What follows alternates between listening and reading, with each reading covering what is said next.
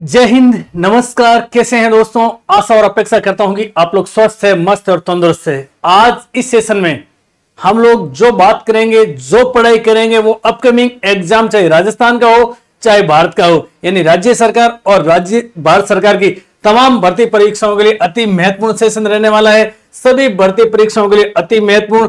आज हम लोग बात करेंगे नवीन 25 फ्लैगशिप योजनाओं की, जहां से हूबहू प्रश्न छपेगा।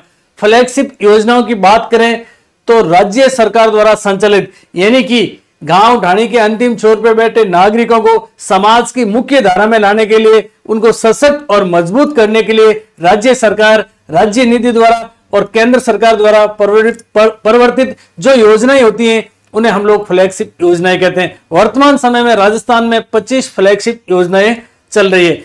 इन योजनाओं से 1 या 2 प्रश्न आपके हर एक एग्जाम में आते हैं। आप लोगों ने फ्लैगशिप योजनाएं खूब अच्छे से पढ़ रखी है, लेकिन प्यारे साथियों, आप इस सेशन में अगर जुड़ गए तो आप 10 से 15 मिनट तो जरूर जुड़े रहे, क्योंकि आप लोगों को पता चल जाएगा कि किस प्रकार से पढ़ना है, किस प्रकार से प्रश्न आएगा। फ्लैगशिप योजनाओं की बात करें तो 25 फ्लैगशिप योजनाएं बहुत लंबी चौड़ी है, लेकिन जैसा कि इस चैनल की थीम रही है, हम लोग हमेशा छात्र हित में कम कंटेंट में मैक्सिमम मार्क्स किस प्रकार से प्राप्त आए, इस प्रकार का कंटेंट परोसने की कोशिश करते हैं। हम की नोट्स के रूप में कोशिश करेंगे, शॉर्ट नोट्स के रूप में आप लोगों के सामने परोसने की कोशिश करेंगे। बिना कोई विलंब किए हम लोग सीधे पहले प्रश्न की बात करते हैं, पहली फ्लैगशिप योजना की बात करते हैं। अब देखिए, लाडो प्रोत्साहन योजना, इसके ऊपर आप लोग लगा लीजिए पहली बात तो 7 स्टार। लाडो प्रोत्साहन योजना में से प्रश्न आएगा ही आएगा। लाडो प्रोत्साहन योजना की बात करें, इसका शुभारंभ कब हुआ तो इसका शुभारंभ 1 अगस्त 2024 को इसका शुभारंभ हुआ था। लाडो प्रोत्साहन योजना किस योजना का ही परिवर्तित रूप है तो ध्यान रखना, राजश्री योजना। एक योजना चल रही थी जिसका नाम था, प्यारे विद्यार्थियों, राजश्री योजना। राजश्री योजना का ही परिवर्तित रूप हम कह सकते हैं कि लाडो प्रोत्साहन योजना है। इस योजना की नोडल एजेंसी कौन सी है तो महिला एवं बाल विकास अधिकारिता विभाग इसकी नोडल एजेंसी है। इसके उद्देश्य की बात करें सर, इसका उद्देश्य क्या है इस योजना का तो बालिका के जन्म के प्रति सकारात्मक दृष्टिकोण, यानी कि बालिका के जन्म के प्रति पॉजिटिव एटीट्यूड को बढ़ावा देना और उनके समग्र विकास को सुनिश्चित करना। समग्र विकास की बात करना तो समग्र विकास में आपके स्वास्थ्य व शिक्षा की जिम्मेदारी कौन ले रहा है? राज्य ले रहा है। यानी कि बालिका, देखिए, हालांकि वैसे तो नहीं है, लेकिन आज भी कई समाज ऐसे हैं, जिस समाज में, जिस परिवार में बालिका का जन्म होता ना तो कहते छोरी जन्म की, अब के करा, के कहीं करा, छोरी तो लक्ष्मी का रूप है। इसी कारण से राज्य सरकार ने बालिका के जन्म के प्रति एक पॉजिटिव एटीट्यूड, यानी सकारात्मक दृष्टिकोण किस प्रकार से बना रहे और समग्र विकास की जिम्मेदारी कौन ले रही है? राज्य सरकार ले रही। इनके मुख्य लक्ष्यों की बात करें तो जिस प्रकार से समाज में लैंगिक भेदभाव चल रहा है, उस लैंगिक भेदभाव को कम करना इस योजना का क्या है? मुख्य लक्ष्य है। जिस प्रकार से मातृ और शिशु मृत्यु दर बढ़ रही है, उसको कम करना इस लाडो प्रोत्साहन योजना का उद्देश्य है। बाल विवाह जैसी कुरीतियों पर अंकुश लगाना, कि छोरी हैगी तो इन्हें 18 सालों पहले इन्हें शादी कर दो, झगला हम वाली। प्यारे विद्यार्थियों, बाल विवाह क्या है? एक कुरीति है। इस पर भी अंकुश लगाना लाडो प्रोत्साहन योजना का उद्देश्य है। और हम लोग कह सकते हैं बालिका के शिक्षा और स्वास्थ्य में सुधार करना। अब देखो, इस योजना के तहत आपको ध्यान रखना 1 लाख और 1,50,000, यानी कि 1,50,000 की राशि दी जाएगी। और यह राशि दी जाएगी आपके 7 किस्तों में। कितनी राशि दी जाएगी? 1,50,000 की, और यह दी जाएगी 7 किस्तों में। अब 7 किस्तों की बात करें तो पहली किस्त कब दी गई थी, किसी को दी थी क्या तो ध्यान रखना 14 दिसंबर। पहली किस्त की बात करें तो 14 दिसंबर 2024 को महिला सम्मेलन हुआ था, और यह सम्मेलन हुआ था उदयपुर में। इस समय आपके ट्रांसफर की गई थी पहली किस्त। कब की थी पहली किस्त ट्रांसफर? 14 दिसंबर को। अब ध्यान रखना, इसकी पात्रता की बात करें ना तो पात्रता इसकी 1 अगस्त 2024 के बाद जन्म लेने वाली बालिकाएं इस योजना की पात्र है, क्योंकि 1 अगस्त 2024 को ही इस योजना का क्या था? शुभारंभ। इसमें 1,50,000 रुपए दिए जाएंगे, और दिए जाएंगे आपकी कितनी किस्तों में?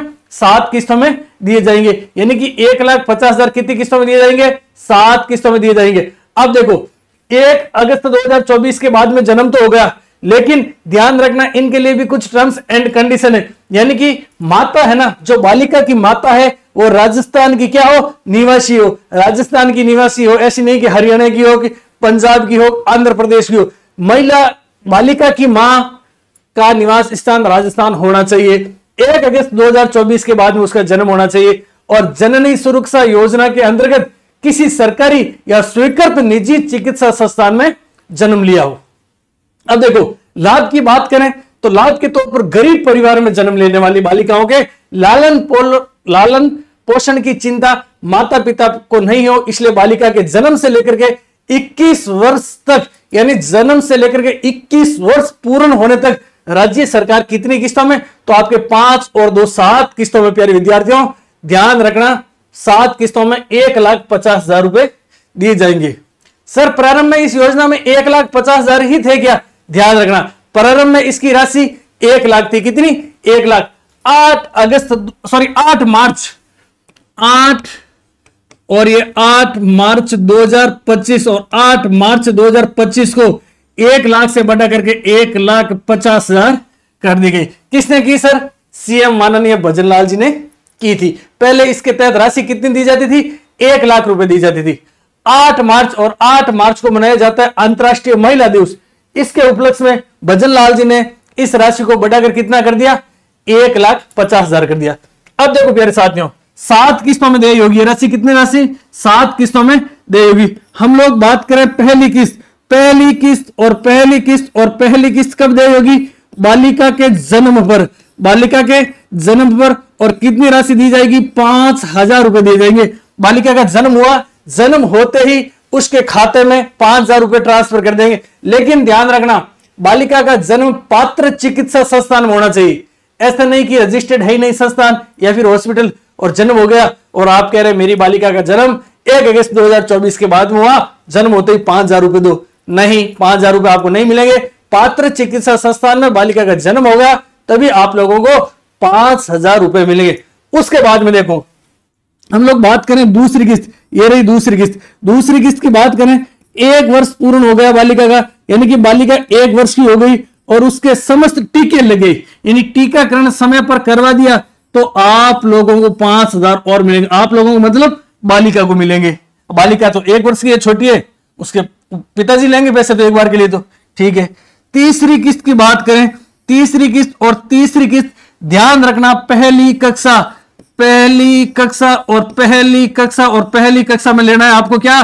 प्रवेश। आपको की बात करें तो बालिका को दिलाना है।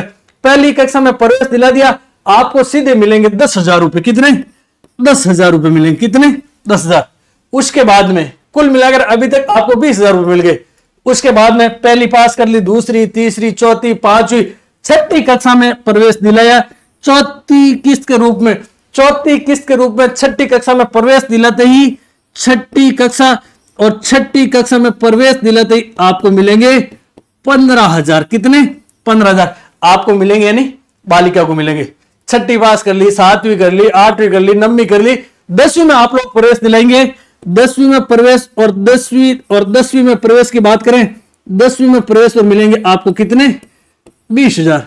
10वीं में प्रवेश दिला दिया, 20,000 रुपए मिल गए। 10वीं पास कर ली, 11वीं पास कर ली, 12वीं में आपने प्रवेश दिला दिया, तो 6ठी किस्त के तौर पर 12वीं में प्रवेश और 12वीं में प्रवेश दिलाते आपको मिल जाएंगे 25,000 रुपए। कितने? 25। ये 25 लिखा हुआ, ठीक है। 7वीं किस्त 12वीं पास कर ली, उसके बाद में यूजी कर ली, यानी अंडर ग्रेजुएट कर ली और 21 साल पूर्ण हो गई, तो आपको मिलेंगे कितने? 70,000 रुपए आफ्टर यूजी। और 21 वर्ष की आयु पूर्ण करने के बाद में 70,000, यानी बालिका को कितने रुपए मिलेंगे? 70,000। देखो 7वीं किस्त यूजी 21 वर्ष और 7वीं किस्त में 70,000।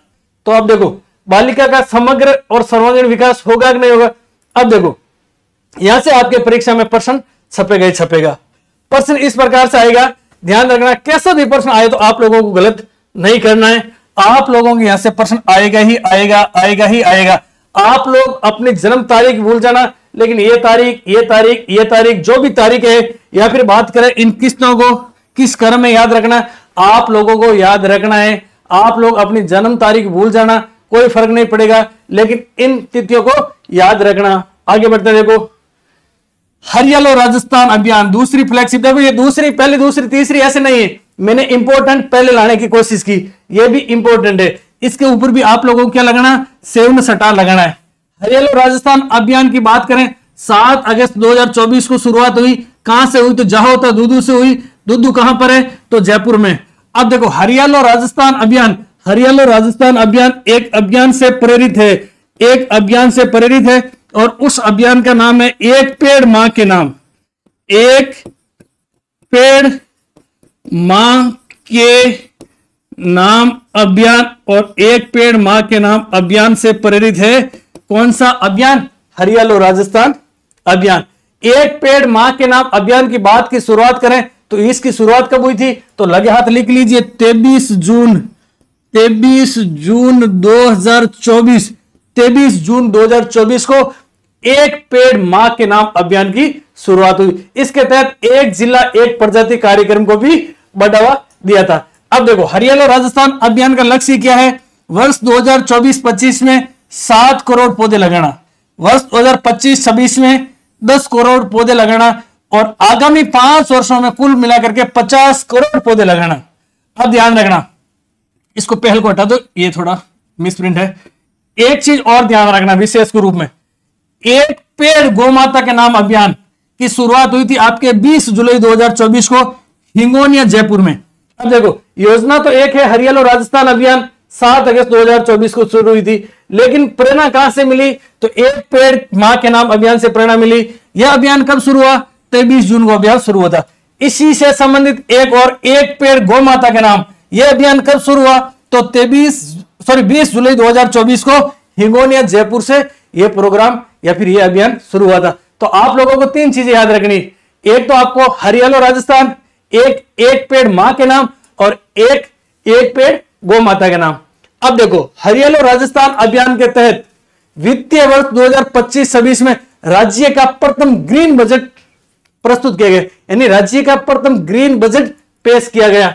राज्य का प्रथम ग्रीन बजट, राज्य का प्रथम ग्रीन बजट, और ग्रीन बजट कब प्रस्तुत किया गया, तो ध्यान रखना ग्रीन बजट प्रस्तुत किया गया था आपके 2025-26 में।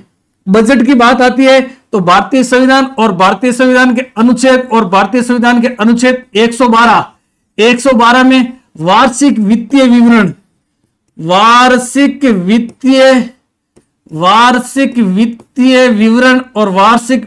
विवरण का उल्लेख है। इस चीज को भी आप लगे हाथ याद रखना। अब देखो राजस्थान को हरित प्रदेश बनाने के लिए हरियाणा राजस्थान अभियान के तहत वर्ष 2028 तक वन क्षेत्र में 20,000 हेक्टेयर की वृद्धि करना, यानी जो वर्तमान में वन क्षेत्र है, इस वन क्षेत्र में 20,000 हेक्टेयर की वृद्धि करना हरियाणा राजस्थान अभियान का एक और लक्ष्य है।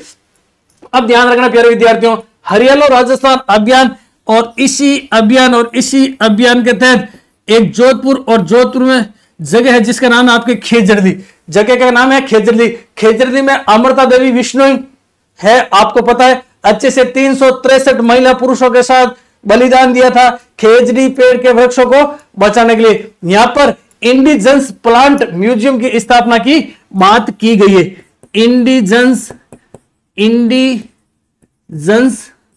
प्लांट म्यूजियम स्थापित करने की बात कब की गई, तो हरियाणा मिशन हरियाणा राजस्थान अभियान के तहत खेजड़दी में की गई। ध्यान रखना खेजड़दी और खेजड़दी में BS10 को भरा जाता बहुत बड़ा मेला। BS10 की बात करें तो भाद्रपद शुक्ल दशमी को खेजड़दी में भरा जाता क्या मेला, खेजड़दी में बहुत बड़ा मेला भरा जाता।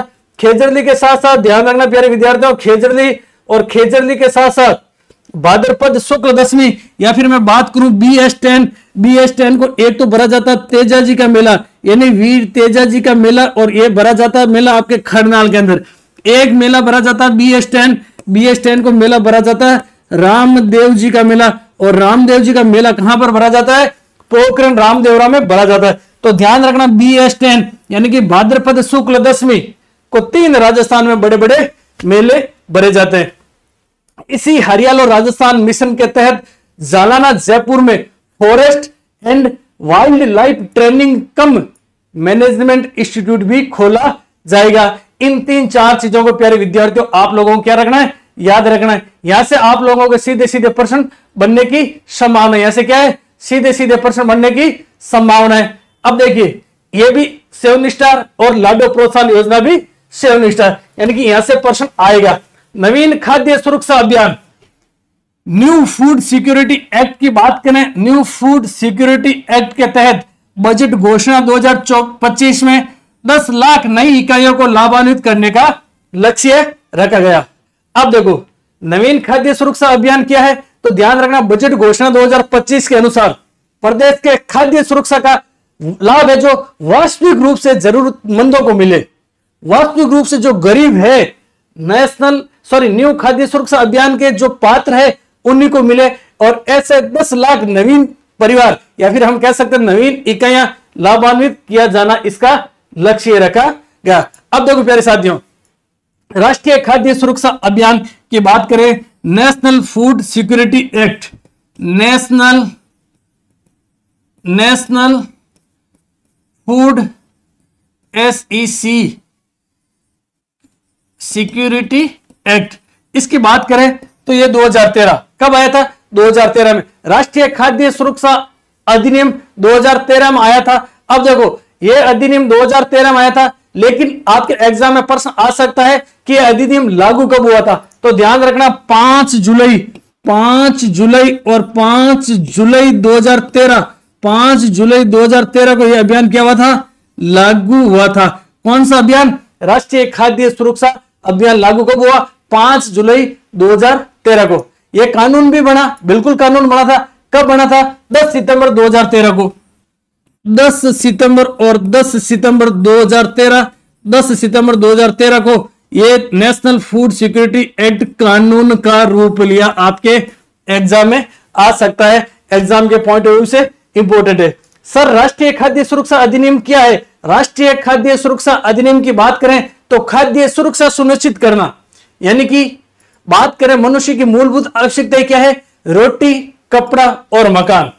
तो खाद्य सुरक्षा यानी खाने की सामग्री सुनिश्चित करना, गरीब और जरूरतमंद लोगों को सस्ती दरों पर खाद्यान्न उपलब्ध करवाना और कुपोषण और भूखमरी को कम करना। यह इसका उद्देश्य क्या है, जरूरतमंद और गरीब लोगों को सस्ती दरों पर खाद्यान्न उपलब्ध करवाना और लक्ष्य की बात करें कुपोषण और भूखमरी को कम करना, इसका मुख्य रूप से उद्देश्य। आप लोग भलीभांति जानते हैं इसी के तहत आपको मिलता है मोटा अनाज, और मोटा अनाज मिलता ना जो इसके पात्र है। मोटा अनाज की बात करें, इसके तहत नेशनल फूड सिक्योरिटी एक्ट या फिर न्यू फूड सिक्योरिटी एक्ट के तहत मोटा अनाज 1 रुपए प्रति किलोग्राम मिलता है।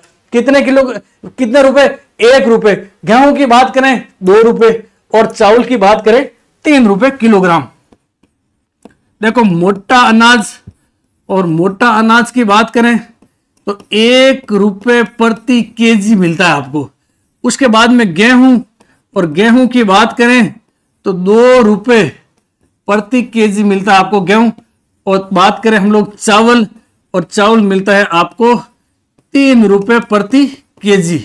इतना सस्ता आपको मिलता है क्योंकि राज्य सरकार का उद्देश्य है कि गरीबी को मिटाना, भूखमरी को मिटाना, कुपोषण को मिटाना। ध्यान रखना प्यारे साथियों, ये सभी राज्यों में लागू है। क्या है, सभी राज्यों में लागू है, लेकिन इसका अलग अलग थोड़ा सा क्राइटेरिया लगे। कहीं पर 1 रुपए की जगह हो सकता है 2 रुपए। हम लोगों को बात करनी है राजस्थान की, और राजस्थान में आप लोगों को ध्यान रखना है, राजस्थान में मोटा अनाज 1 रुपए किलो, गेहूं 2 रुपए किलो और चावल 3 रुपए किलो मिलते हैं।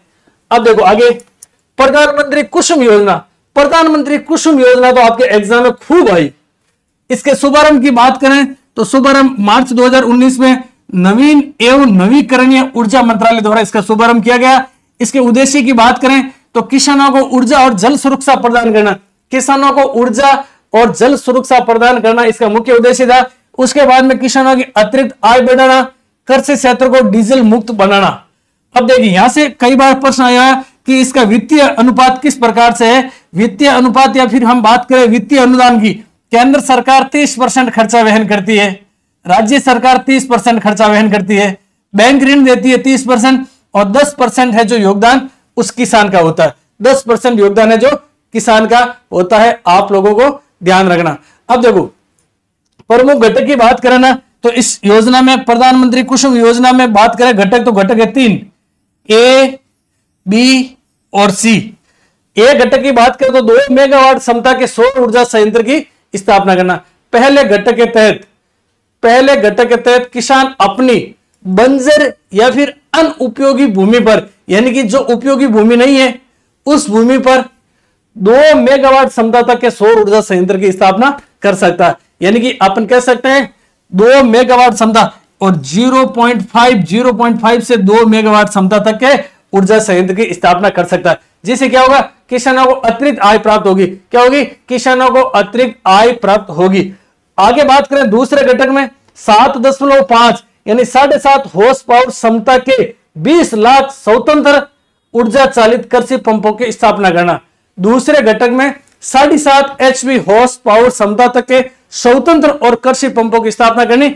और कितने कृषि पंप? लगभग 20 लाख स्वतंत्र सौर ऊर्जा चालित कृषि पंपों की स्थापना का उद्देश्य रखा गया।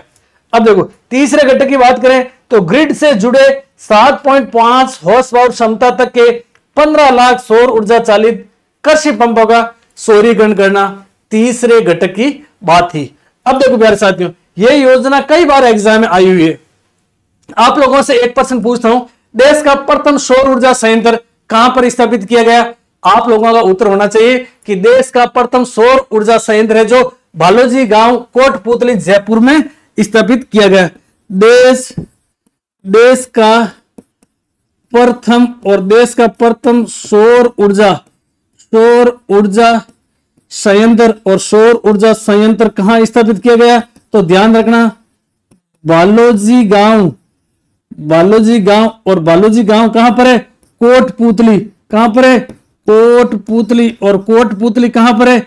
ध्यान रखना कोटपुतली है आपके जयपुर में। बालोजी गांव कोटपुतली में देश का प्रथम सौर ऊर्जा संयंत्र स्थापित किया गया। देखो देश का प्रथम सौर ऊर्जा कहां पर स्थापित किया गया? बालोजी गांव कोटपुतली जयपुर में। दूसरे की बात करें, दूसरा सौर ऊर्जा संयंत्र गढ़सीसर चूरू में। यह तो पहला हो गया। ये आपके दूसरे की बात करें गढ़सीसर, और गढ़सीसर कहां पर है?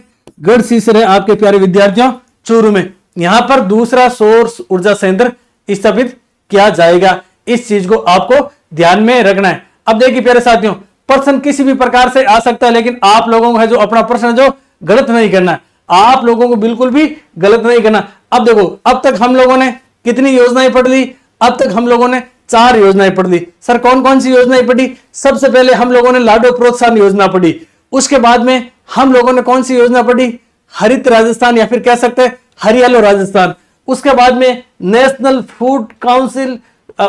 फूड सिक्योरिटी एक्ट, या फिर मैं बात करूं एनएफएसए को पढ़ा था। तो आपको एनएफएसए को याद रखना है। उसके बाद में हम लोगों ने कौन सी योजना पढ़ी? तो हम लोगों ने प्यारे विद्यार्थियों कुसुम योजना पढ़ ली। कौन सी योजना पढ़ ली?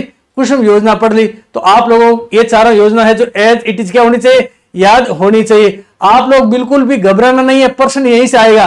प्रश्न बहुत इजी आते हैं, लेकिन केवल और केवल आप लोगों को तरीके से, या फिर मैं यूं कहूं कि चरणबद्ध तरीके से आप लोगों को याद में रखना है। अब देखिए पढ़े उतना ही कम है, लेकिन हम लोगों का उद्देश्य है कि कम कंटेंट में, यानी कि कम कंटेंट में किस प्रकार से मैक्सिमम मार्क्स हम लोग प्राप्त कर सके।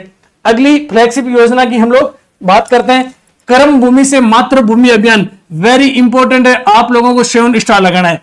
कर्म भूमि से मातृभूमि अभियान की बात करें, इस अभियान का शुभारंभ 15 जनवरी 2025 को किया गया। इसके लक्ष्य की बात करें तो राजस्थान में वर्ष 2027-28 तक 45,000 रेन वाटर रिचार्ज स्ट्रक्चर बनाना इसका लक्ष्य है। और इसके उद्देश्य की बात करें, वर्षा जल सहेजने की परंपरा को पुनर्जीवित करना इसका उद्देश्य है। अब देखो प्राथमिक स्तर पर सम्मिलित जिले, यहां से आपके बहुत अच्छा प्रश्न आएगा, यहां से आपको कंफ्यूजन करेगा एग्जामिनर।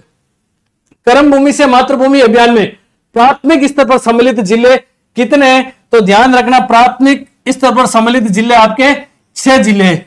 कौन कौन से? सिरोही, पाली, जोधपुर, भीलवाड़ा, झुंझुनू और जयपुर। अब आपको एग्जामिनर क्या प्रश्न देगा कि कर्म भूमि से मातृभूमि अभियान 15 जनवरी 2025 को शुरू किया गया। भजनलाल जी शर्मा के द्वारा किया गया। इसमें प्राथमिक स्तर पर निम्न में से कौन सा जिला नहीं है, तो इन 6 जिलों को आपको नाम याद रखना। कर्म भूमि से मातृभूमि अभियान की बात करें, इसका उद्देश्य क्या था, तो उद्देश्य सर वर्षा जल सहेजने की परंपरा को पुनर्जीवित करना, यानी कि हम कह सकते हैं भूजल का पुनर्भरण करना। किसका? भूजल का पुनर्भरण करना, प्रबंधन करना, गुणवत्ता को बेहतर करना और वर्षा जल संरक्षण की परंपरा को पुनर्जीवित करना इसका मुख्य उद्देश्य थे। अब देखो भजनलाल शर्मा जी ने एक स्टेटमेंट भी दिया उस समय कि कर्म भूमि से मातृभूमि अभियान के माध्यम से कर्म भूमि से मातृभूमि अभियान के माध्यम से हम राजस्थान को जल उपलब्धता से संपन्न बनाकर इसे हरा भरा, समृद्ध और आत्मनिर्भर राजस्थान बनाएंगे। यह स्टेटमेंट किसका था, तो ध्यान रखना प्यारे साथियों, यह स्टेटमेंट है जो भजनलाल शर्मा जी का था। इसके तहत लक्ष्य की बात करें तो राजस्थान में वर्ष 2027-28 तक 45,000 रेन वाटर रिचार्ज स्ट्रक्चर बनाना इसका लक्ष्य था। और हम लोग बात करें प्रारंभिक तौर पर जिले, तो इन 6 जिलों के नाम सिरोही, पाली, जोधपुर, भीलवाड़ा, झुंझुनू और जयपुर आप लोगों को नाम याद रखना। अब देखो हम लोग अगर इस अभियान की बात करें तो इस अभियान के तहत जल संचयन में जन सहभागिता या जन भागीदारी सुनिश्चित करने के लिए प्रधानमंत्री श्री नरेंद्र जी मोदी ने एक नवाचारी पहल की थी और उस नवाचारी पहल का नाम था आपके कैच दी रेन। क्या था?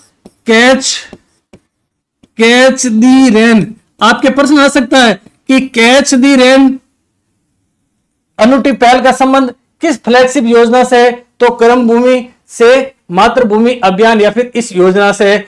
इस पहल को प्रधानमंत्री नरेंद्र जी मोदी जी की अनूठी पहल भी हम लोग कह सकते हैं। तो प्यारे साथियों इस चीज को आप लोगों को ध्यान में रखना। अब देखो आप लोगों के सामने मैंने कोशिश की नोट्स के रूप में कम से कम कंटेंट में मैक्सिमम नंबर किस प्रकार से आ सके, बाकी तो कहीं से भी प्रश्न आ सकता है। फ्लैगशिप योजना में मुख्यमंत्री आयुष्मान आरोग्य योजना, मुख्यमंत्री आयुष्मान आरोग्य योजना, और इसी योजना एक पीएम आयुष्मान भारत स्वास्थ्य मिशन के तहत है।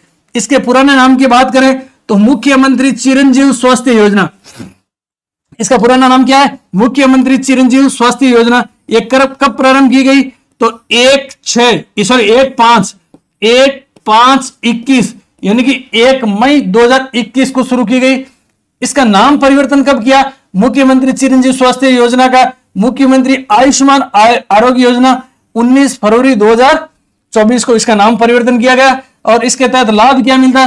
25 लाख रुपए का कैशलेस उपचार किया जाता। क्या? 25 लाख रुपए का कैशलेस उपचार किया जाता। और किसके तहत किया जाता? इसका उद्देश्य तो गरीब और जरूरतमंद परिवारों को स्वास्थ्य संबंधी सहायता उपलब्ध करवाना। क्या? गरीब और जरूरतमंद लोगों को। अब देखो पुराना नाम मुख्यमंत्री चिरंजीव स्वास्थ्य योजना। प्रारंभ कब हुई? 1 मई 2021 को। नाम परिवर्तन कब किया? 19 फरवरी 2024 को। लाभ कितना मिलता?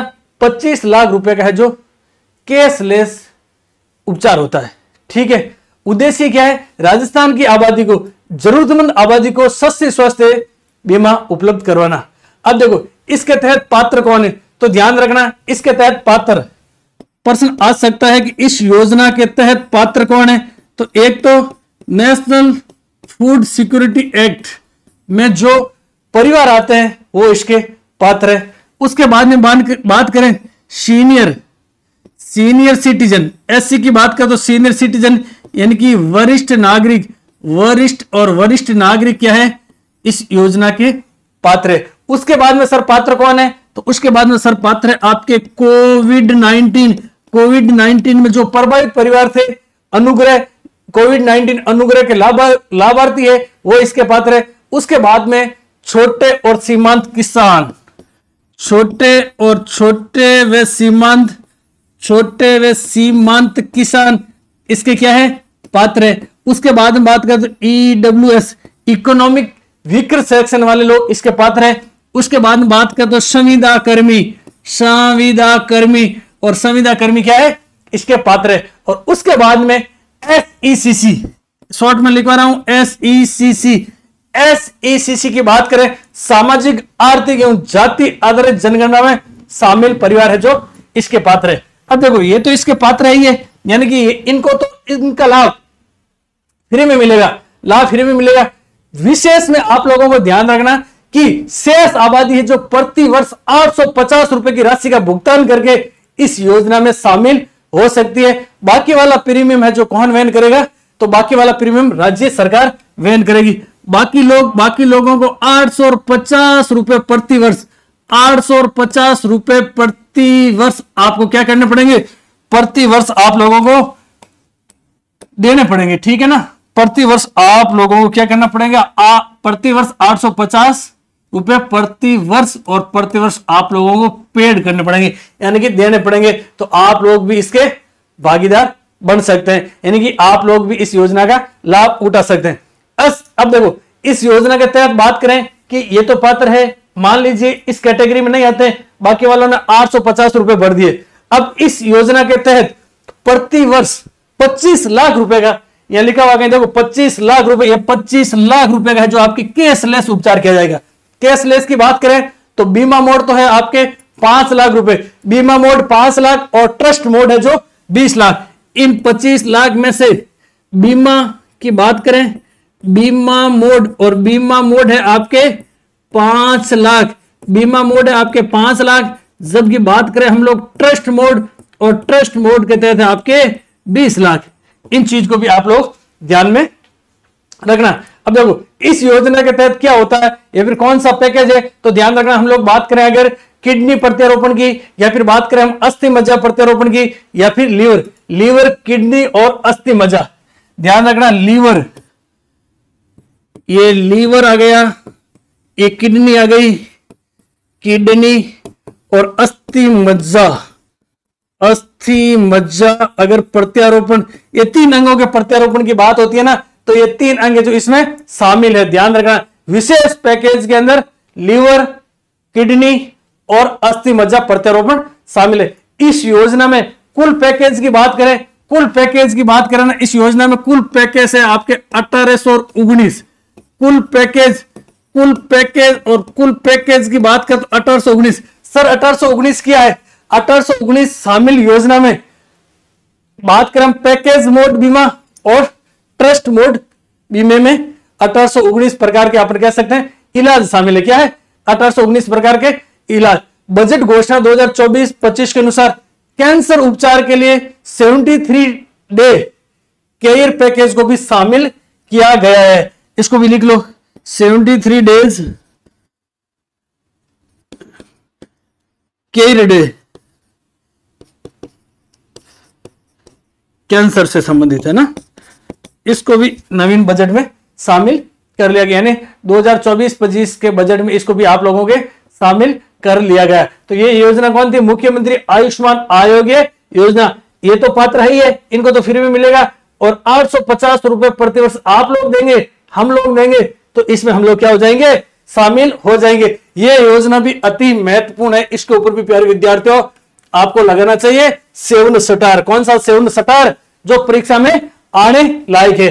प्रधानमंत्री विश्वकर्मा योजना, प्रधानमंत्री विश्वकर्मा योजना के प्रारंभ की बात करें तो 17 सितंबर 2023 सूक्ष्म लघु एवं मध्यम उद्यम मंत्रालय द्वारा यह संचालित होती, यानी कि प्रधानमंत्री विश्वकर्मा योजना की नोडल एजेंसी की बात करें सूक्ष्म लघु एवं मध्यम उद्यम मंत्रालय। इसके उद्देश्य की बात करें सर, इसका प्रधानमंत्री विश्वकर्मा योजना का उद्देश्य क्या था, तो देखिए हाथ से अथवा औजार का उपयोग करके काम करने वाले पारंपरिक कारीगरों और शिल्पकारों को पहचानना व सशक्त बनाना। श्रेणी की बात करें 18 श्रेणियां इसमें शामिल है, 18 श्रेणी के हस्तशिल्प का पंजीयन इसमें किया जाता है। अब देखो पारंपरिक कारीगरों की बात करें, इसका उद्देश्य देखो पारंपरिक कारीगरों में जैसे हम लोग बात करते हैं दर्जी है, लोहार है, सुनार है, या फिर मूर्तिकार है, और भी अन्य हैं जिनको इसमें शामिल किया गया है, यानी कि पारंपरिक कारीगरों में इसमें शामिल किया गया है। इस देखिए ये प्रधानमंत्री विश्वकर्मा योजना कई बार एग्जाम आई हुई है, तो आप लोग जो जितने शॉर्ट एंड स्वीट फैक्ट हो सके आप लोगों को फैक्ट याद रखने, ऐसे नहीं कि आप अभी तो देख लो थोड़े समय बाद में भूल जाओ। आप लोगों को ये फैक्ट याद रखने, आप लोग ये फैक्ट याद रखेंगे तभी आप लोगों को क्या होगा, बेड़ा पार होगा। आगे देखो पंचगौरव योजना, पंचगौरव योजना की बात करें तो शुभारंभ और शुभारंभ की सरकार की पहली वर्षगांठ, ये वेरी इंपॉर्टेंट है। सरकार की पहली वर्षगांठ पर इसका शुभारंभ किया गया। उद्देश्य क्या है सर? पंचमुखी विकास को बढ़ावा देना।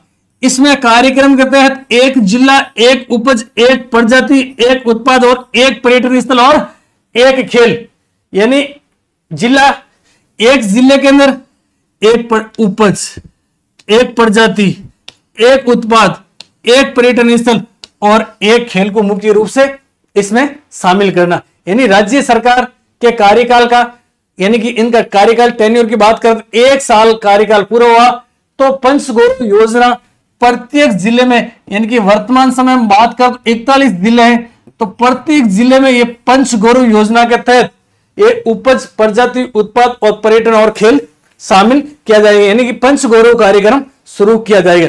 अब देखो, बात करें हम लोग उपज का नोडल एजेंसी कृषि विभाग, प्रजाति की बात करें वन विभाग, उत्पाद की बात करें तो उद्योग विभाग और पर्यटन की बात करें तो पर्यटन विभाग और खेल की बात करें तो खेल विभाग है जो इसका क्या करेगा? संचालन करेगा।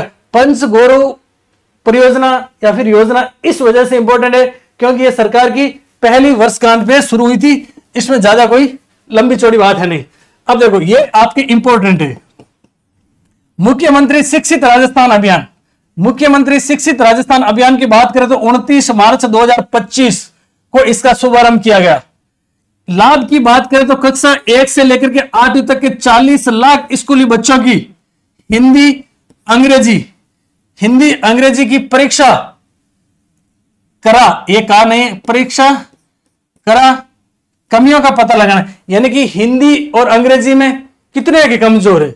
हिंदी, अंग्रेजी और एक और विषय है ना, मुख्य हिंदी, अंग्रेजी और कक्षा 1 से 8 तक के 40 लाख स्कूली बच्चों को हिंदी, अंग्रेजी और गणित, यानी हिंदी, अंग्रेजी और यहां आप लिखो गणित की परीक्षाएं आयोजित करवाना और बच्चों के बारे में पता करना कि बच्चे कितने कमजोर है। ऐसा नहीं कि हिंदी, अंग्रेजी, गणित उनको बिल्कुल भी नहीं आती है, यानी परीक्षा के माध्यम से शिक्षा विभाग इनकी कमियों को पता लगा करके इसमें सुधार करवाने का प्रयास करेंगे। इसके उद्देश्य की बात करें तो इसका उद्देश्य न्यू एजुकेशन पॉलिसी 2020 के तहत विद्यालयों में गुणवत्तापूर्ण शिक्षा देना, यानी क्वालिटी पर बल देना। किस पर बल देना? क्वालिटी पर। जैसे कि हम लोग क्वांटिटी पर नहीं, क्वालिटी पर बल देते। हमारा चैनल, हमारी पूरी टीम क्वांटिटी नहीं, क्वालिटी पर बल देती है। इसी प्रकार से मुख्यमंत्री शिक्षित अभियान 29 मार्च 2025 को शुरू हुआ था और न्यू एजुकेशन पॉलिसी 2020 के तहत विद्यालयों में गुणवत्तापूर्ण शिक्षा देना इसका उद्देश्य है। अब देखो, प्रश्न यहां से आएगा, इसका आयोजन कौन करवा रहा? तो ध्यान रखना, पंजीयक शिक्षा विभाग बीकानेर है जो इसका आयोजन करवा रहा। इसका आयोजन कौन करवा रहा है? इसका आयोजन की बात कर, इसका आयोजन करवा रहा है आपके पंजीयन शिक्षा विभाग। पानी पी लेता हूं मैं, तब तक आप एक बार इसको नोट डाउन कर लीजिए।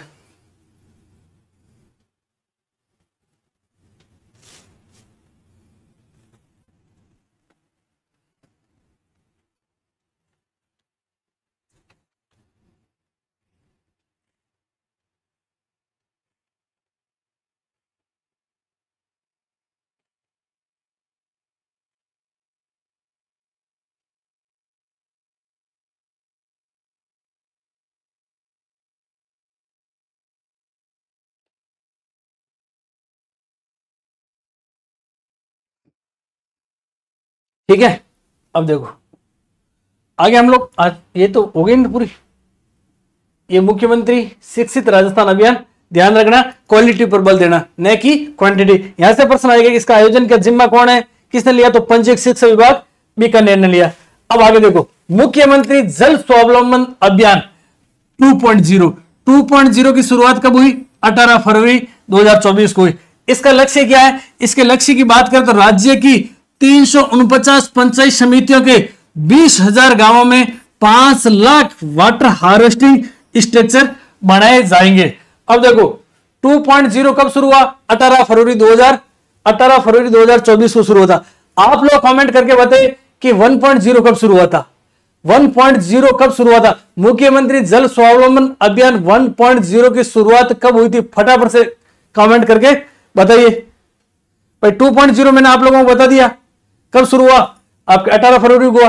तो 1.0 कब हुआ? इसके तहत ध्यान रखना, लक्ष्य यह रखा राज्य की, आप लोग उत्तर बताना, ऐसा नहीं उत्तर बताना 1.0 इसकी शुरुआत कब हुई थी, आप लोगों को कमेंट करके बताना। तब तक मैं आप लोगों को बता देता हूं कि इसके तहत इसका उद्देश्य क्या था। तो जल की उपलब्धि को सुनिश्चित कराना तथा नवीन एनीकट यानी कि नवीन बांध या फिर खेत में तालाब, मिनी टैंक, छोटे छोटे टैंक का अपन कह सकते हैं निर्माण करना, जल संचयन जैसी नवीन विधियों का निर्माण करना इसका उद्देश्य था। अब ध्यान रखना, मुख्यमंत्री जल स्वावलंबन अभियान और मुख्यमंत्री जल स्वावलंबन अभियान के प्रथम चरण की शुरुआत कब हुई थी, मैंने आप लोगों से प्रश्न पूछा। और प्रथम चरण की शुरुआत कहां से हुई, मैं आप लोगों को बता देता हूं। गर्दन खेड़ी गांव झालावाड़ से हुई थी। हुई कब थी, तो 27 जनवरी 2016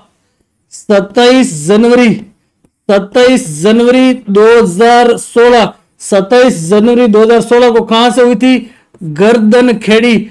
और गर्दन खेड़ी गांव कहां पर है, तो ध्यान रखना है आपके झालावाड़ में। कहां पर है, झालावाड़ में। प्रथम चरण, और प्रथम चरण की बात करें तो वही 1.0 और कहां से शुरुआत हुई थी, गर्दन खेड़ी गांव से हुई थी। कब हुई थी सर, हुई थी आपके 27 जनवरी 2016 को इसकी शुरुआत हुई थी। अब देखो प्यारे विद्यार्थियों, आप लोगों का प्रश्न एक भी गलत नहीं होना चाहिए। प्रश्न चाहे कैसा भी आए, प्रश्न आप लोगों का गलत नहीं होना चाहिए, क्योंकि प्रश्न छोटे छोटे आएंगे। ऐसे भी नहीं है कि प्रश्न बड़े बड़े आएंगे, लेकिन थोड़े से कंफ्यूजन करने वाला आएंगे।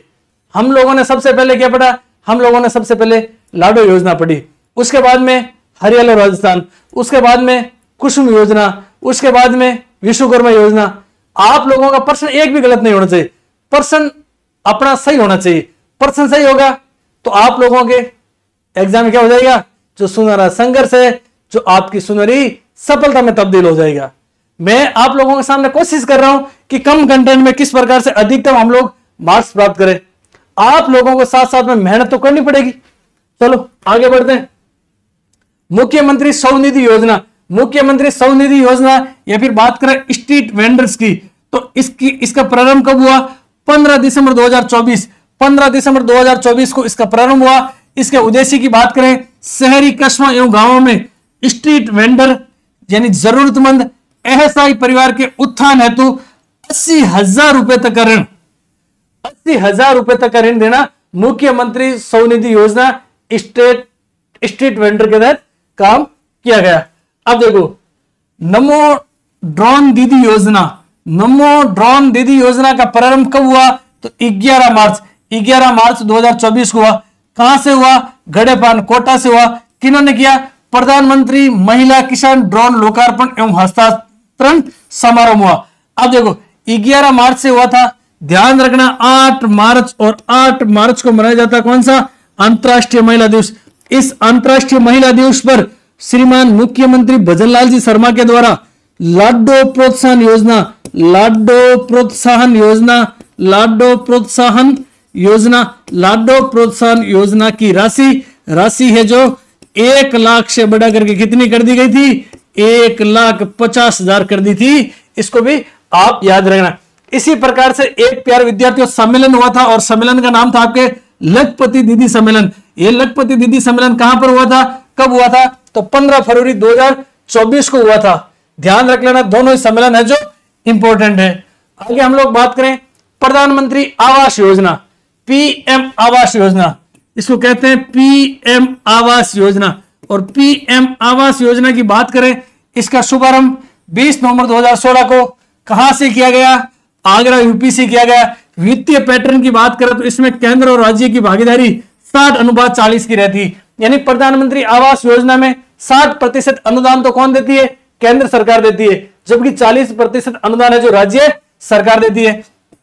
पात्रता की बात करें तो सामाजिक, आर्थिक एवं जाति, सोशल इकोनॉमिक एवं class, social economic and class concerns, यानी कि सामाजिक, आर्थिक एवं जाति, सी का मतलब कास्ट, सी का मतलब कंसर्न्स, यानी जनगणना 2011 के समंकों के आधार पर पात्र योग्य है। योजना की प्रगति की बात करें तो वर्ष 2024-25 में 1,55,253 नए आवासों का निर्माण किया जाएगा। इस योजना को भी आप लोगों को याद रखना। उसके बाद में देखो स्वामित्व योजना, और स्वामित्व योजना की बात करें तो इसका प्रारंभ 24 अप्रैल 2020 को हुआ। इसके उद्देश्य की बात करें, गांवों की जमीन या संपत्ति के रिकॉर्ड का डिजिटलीकरण करना और लोगों को अपना मालिकाना हक दिलाना, यह आपका स्वामित्व योजना है। अब जब आगे योजनाएं छोटी छोटी है, अटल ज्ञान केंद्र की बात करें तो यह योजना कब शुरू हुई? 25 दिसंबर 2024 को हुई थी। कब हुई थी? 25 दिसंबर। और 25 दिसंबर को कौन सा दिवस मनाया जाता है? मनाया जाता है आपके सुशासन दिवस। कौन सा दिवस? सुशासन दिवस। सुशासन दिवस मनाया जाता है आपके 25 दिसंबर को। 25 जनवरी की बात करें कि 25 जनवरी को कौन सा दिवस मनाया जाता है? तो मनाया जाता है आपके राष्ट्रीय मतदाता दिवस। राष्ट्रीय मतदाता दिवस मनाया जाता है। कब मनाया जाता है? 25 जनवरी को मनाया जाता है। हम लोग बात करें 26 नवंबर, और 26 नवंबर को कौन सा दिवस मनाया जाता है? मनाया जाता है आपके संविधान दिवस। कौन सा दिवस? संविधान दिवस मनाया जाता है। कब? 26 नवंबर को। अब अटल ज्ञान केंद्र की बात करें ना, तो अटल ज्ञान केंद्र का उद्देश्य क्या था? 3000 से अधिक आबादी वाली ग्राम पंचायत मुख्यालय, यानी कि 3000 से अधिक आबादी वाले ग्राम पंचायत हेडक्वार्टर पर सरकार द्वारा छात्र युवाओं को शोध प्रशिक्षण दिलाना और ई लाइब्रेरी की व्यवस्था करना। अब देखो मेरे साथियों, अगर आपके ग्राम पंचायत की आबादी 3000 से ज्यादा है तो आपके ग्राम पंचायत स्तर पर अटल ज्ञान केंद्र खोला जाएगा। अटल ज्ञान केंद्र में आपको एक तो ई लाइब्रेरी की सुविधा मिलेगी। क्या मिलेगी? ई लाइब्रेरी की सुविधा मिलेगी। उसके साथ साथ में ग्राम पंचायत मुख्यालय पर छात्र युवाओं को शोध प्रशिक्षण भी दिया जाएगा, और यह दिया जाएगा किसके द्वारा? प्रेरकों के द्वारा। प्रेरकों के द्वारा दिया जाएगा। आप लोगों को कमेंट करके बताना है कि आपके ग्राम पंचायत मुख्यालय पर ई लाइब्रेरी की सुविधा है या नहीं है। अगर प्यारे विद्यार्थियों आप लोग एक्टिव है, अगर सक्रिय हैं, सक्रिय नागरिक है, तो आप लोगों को पता होना चाहिए कि 25 दिसंबर 2024 को अटल ज्ञान केंद्र योजना की स्थापना होती है, शुरुआत होती है, शुभारंभ होता है, और इसके तहत 3000 से अधिक आबादी वाली ग्राम पंचायत हेडक्वार्टर पर ई लाइब्रेरी की सुविधा का प्रावधान किया गया। अगर आप लोगों के हेडक्वार्टर यानी ग्राम पंचायत हेडक्वार्टर पर नहीं है तो सरपंच साहब को इस योजना से अवगत करवाइए, इस योजना के बारे में बताइए और निवेदन कीजिए कि सरकार, राज्य सरकार इतना हमारे को लाभान्वित कर रही है, तो क्यों ना आप इस योजना के तहत हमारे गांव में, हमारे ग्राम पंचायत स्तर पर ई लाइब्रेरी की व्यवस्था करें। एक बार आप कमेंट करके बताना कि आपके ग्राम पंचायत हेडक्वार्टर पर यह सुविधा ई लाइब्रेरी वाली है या नहीं। आगे देखो, प्रधानमंत्री आवास योजना की बात करें, प्रारंभ 25 जून 2015 को हुआ था। इसके उद्देश्य की बात करें तो शहरी क्षेत्र में झुग्गी वासियों और आर्थिक रूप से कमजोर, निम्न आय वाले, मध्यम आय वर्ग की श्रेणी से सम्मिलित। अब देखो इसकी केवल डेट याद रखना ना, 25 जून 2015, बाकी ये काफी पुरानी हो गई, फ्लैगशिप योजना जरूर है। स्वच्छ भारत मिशन की बात करें, ग्रामीण और शहरी मिशन, अब देखिए 2 अक्टूबर 2014 को ये आपके स्वच्छ भारत मिशन ग्रामीण शुरू हुआ था। स्वच्छ भारत मिशन शहरी 2.0 की बात करें तो यह प्रारंभ हुआ था आपके अक्टूबर 2021। इसी के तहत आपको पता है घर घर शहरों के अंदर गाड़ियां आती है कचरा ले जाने के लिए, कचरा ले जाने के लिए गाड़ियां आती है। इस चीज को आप 2.0 वाले को याद रखना। अब देखो राजस्थान का पहला ओडीएफ गांव कौन सा है, आप लोगों को कमेंट करके बताना है। ठीक है प्यारे साथियों, आगे देखो अगली योजना है आपके पंडित दीनदयाल उपाध्याय ग्रामीण मुक्त गांव योजना। यानी कि उद्देश्य की बात करें तो ग्रामीण परिवार की गरीबी रेखा से ऊपर, ग्रामीणों को गरीबी रेखा से ऊपर यानी कि समाज के मुख्य धारा में लाना, पंडित दीनदयाल उपाध्याय ग्रामीण मुक्त ग्रामीण गांव योजना। बजट की बात करें तो 300 करोड़ बजट का खर्च किया जाएगा इस योजना के ऊपर। आगे देखो प्रधानमंत्री कृषि सिंचाई योजना पीएमकेएसवाई प्रारंभ की बात करें तो 2015 में। उद्देश्य की बात करें तो हर गांव को पानी उपलब्ध करवाना, और इसके टैगलाइन की बात करें प्रति बूंद अधिक फसल, पर ड्रॉप मोर क्रॉप। इसकी टैगलाइन याद रखना, यह टैगलाइन किसकी है? प्रधानमंत्री कृषि सिंचाई योजना की, यानी हर खेत को पानी उपलब्ध कराना, यानी कि प्रति ड्रॉप से फसल को अधिक लेना, इसकी क्या थी, टैगलाइन थी। आगे देखिए अमृत मिशन।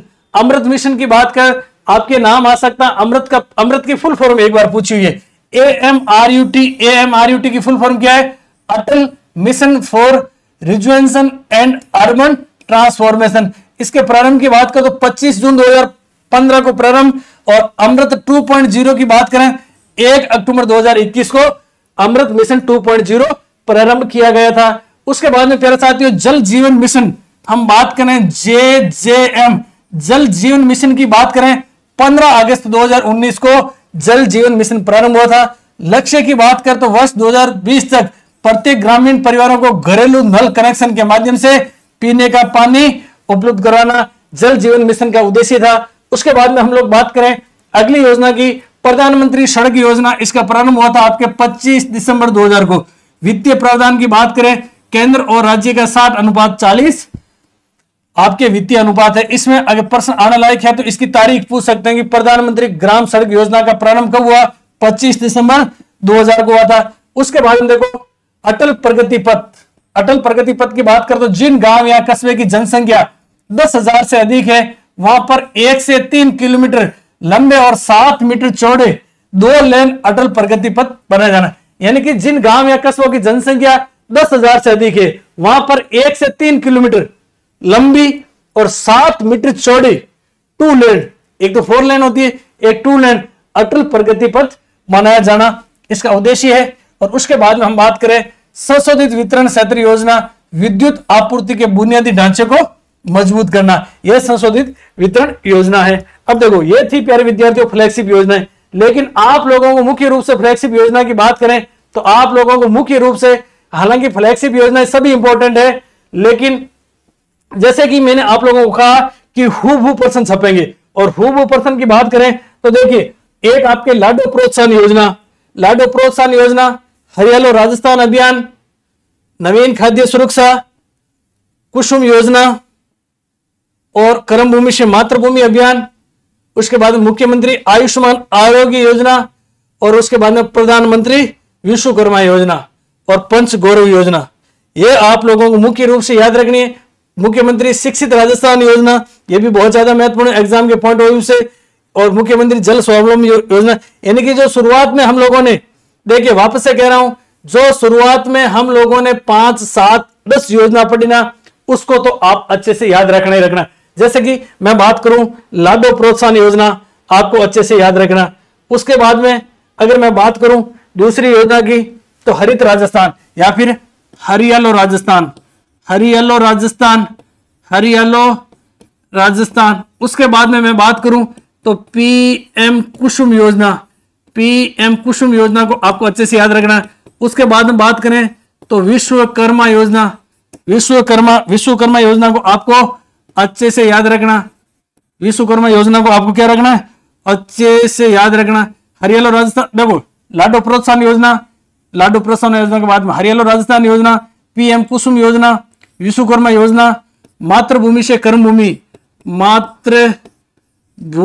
मातृभूमि से कर्मभूमि, मातृभूमि से कर्मभूमि योजना। और उसके बाद में हम लोग बात करें तो देखो लाडो प्रोत्साहन योजना हो गई, उसके बाद में आपके हरियालो राजस्थान अभियान हो गया, उसके बाद में ये नवीन खाद्य सुरक्षा अभियान, प्रधानमंत्री कुसुम योजना हो गई, उसके बाद में कर्मभूमि से मातृभूमि हो गई, उसके बाद में मुख्यमंत्री आयुष्मान आरोग्य योजना हो गई, PM विश्वकर्मा योजना हो गई, और उसके बाद में पंच गौरव योजना हो गई।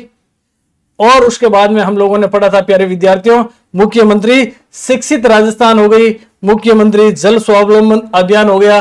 तो आप लोगों को इन चीजों पर तो ज्यादा फोकस करना है, मातृभूमि से कर्मभूमि या फिर कर्मभूमि से मातृभूमि एक ही बात है ना, आप इनको याद रखना। मातृभूमि से कर्मभूमि, इसको कर्मभूमि से मातृभूमि कर लो, इसको कर्मभूमि से मातृभूमि कर लेता है ना, ऐसा नहीं कि फिर आप कंफ्यूजन हो जाओ। आपको बिल्कुल भी कंफ्यूज नहीं होना है, फ्यूज तो बिल्कुल भी नहीं होना, क्योंकि आप लोगों को क्या लेना है, सिलेक्शन लेना है।